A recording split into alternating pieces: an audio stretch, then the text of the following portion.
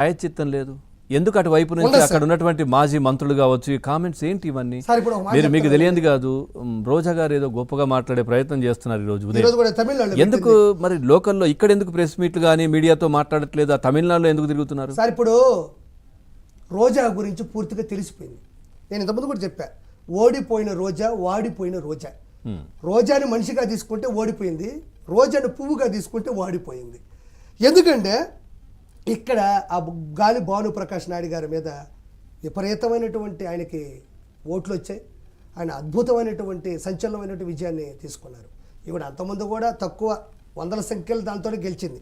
ఇక్కడ ఈవిడ మాట్లాడితే చెల్లుబాటు అవ్వట్లేదు. తిరుమలలో ఉండేటువంటి అక్రమాల్లో 50% ఈవిడది ఉంది. శేషాచల అడవుల్లోనూ ఈవిడ శాతం ఉంది. లడ్డు ప్రసాదంలో కొవ్వు కలిపిందంటే 15% ఉంది. పరడేల్ వైవి సుబ్బారెడ్డి, బొమ్మన కరుణాకర్ రెడ్డి, ధర్మారెడ్డితో కలిపి చేసినటువంటి గూడ్స్ బండిలో ఎక్కించుకొని వెళ్ళి చేసినటువంటి ఏదైతే దర్శనాలు ఉందో పర్ డే 75 లక్షలు, 50% ఉంది. ఈరోజు ఆ మనిషికి తెలియదా? మినిమం ఆ మనిషికి మన తిరుపతి అమ్మాయి అంటుంది. నువ్వు తిరుపతి అమ్మాయి అంటున్నావు, నిజంగా అమ్మాయికి ఉండాల్సినటువంటి లక్షణాలు ఉండాలి. ఇంతకుముందు కూడా ప్రెస్ మీట్లో మాట్లాడినా. ఆవిడ అమ్మాయి అని సార్, ఇప్పటికి కూడా ఎంతసేపు హుందాతనం కావాలా? ఎప్పటికీ నేను చంటి పిల్లని చెప్పుకొని పోతున్నా. కానీ మా అమ్మ వయసు ఉంటుంది. ఇంకొక 2 రోజులు పోతే, నేను రోజాకి చెప్తున్నా, ఇంకొక 2 రోజులు పోతే నీకు వృద్ధాప్య పింఛన్ ఇస్తారు టీడీపీలో. 2 రోజులు పోతే వృద్ధాప్య పింఛన్. ఈవిడంటే తిరుపతి అమ్మాయి అంట, తిరుపతి అమ్మాయిగా ప్రశ్నిస్తుందంట. తిరుపతి అమ్మాయిగా ప్రశ్నించేది ఇప్పుడు బుద్ధి వచ్చిందా? ఇప్పుడు సిగ్గు వచ్చిందా? తిరుపతి అమ్మాయి అంటే సార్ మీకు అర్థం కావట్లేదు. ఏమనుకుంటున్నారు మీరు? వదిలేయండి. నేను ఒక మాట చెప్తున్నా మీకు. అదే తిరుపతి అమ్మాయి కొన్ని 100 సార్లు తిరుమలకి వెళ్ళింది కదా. నిజంగా నీ గుండెల మీద ఒట్టేసి, నీ బిడ్డల మీద ఒట్టేసి, నీ భర్త మీద ఒట్టేసి, ఆ వెంకటేశ్వర స్వామి ఒట్టేసి నిజంగా చెప్పు, ఇంతకుముందు కాలి నడకన వచ్చే భక్తుల యొక్క ప్రాధాన్యత తగ్గలేదా?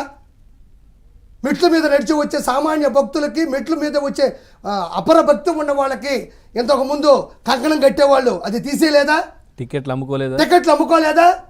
బ్రేక్ దర్శనాలు కొండ మీద 7 కొండల మీద మీకు తెలియదు జైలు జీవితాన్ని భక్తులకు ప్రసాదించారు.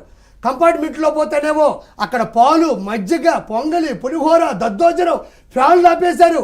ఎదురుగా టీవీలు పెట్టి ఓ అని సౌండ్ వచ్చేది, అది ఆపేశారు. టీవీలో అన్నమయ్య సినిమా వేసేవాళ్ళు, భక్తిరస చిత్రాలు వేసేవాళ్ళు, మొత్తం ఆపేసి ఆ చెక్కలు మాత్రం మిగిల్చారు. అది ఈ మనిషికి తెలియదా? సర్వదర్శనం కోసం క్యూలైన్ వెళ్తుంటే ఫ్యాన్లు ఆపేసి, అదే దద్దోజనం, పులిహోర ఇస్తుంటే పూర్తిగా ఆపేసి అటు ఇటు తాళాలు వేసేసి జైలు జీవితం ప్రసాదించాడు జగన్మోహన్ రెడ్డి. ఆ మనిషికి తెలియదా? పరకామణ్ణి పక్కన పెట్టాడు. మీకు తెలియదు, పండితుల్ని, పూజాల్ని భయపెట్టి, బాధ పెట్టి, బ్లాక్మెయిల్ చేసి నోటుకుండా పవిత్రతను తగ్గించారు. ఈ మనిషికి తెలియదా? దర్శనం కోసం వెళ్తున్న ప్రపంచంలో నలుదిక్కుల నుంచి ఎక్కడెక్కడి నుంచో వచ్చిన దర్శనం కోసం వస్తుంటే ఒక్క సెకండ్లో కళ్ళు తెచ్చి చూసే లోపు భుజం పట్టుకొని తోసేసిన రౌడీ రాజకీయం జరిగింది అక్కడ. ఈ మనిషికి తెలియదా? పైన గాజు బాటిల్ 70-80 రూపాయలు 1 లీటర్ బాటిల్, అది తాగి ఇస్తే 15 రూపాయలంట.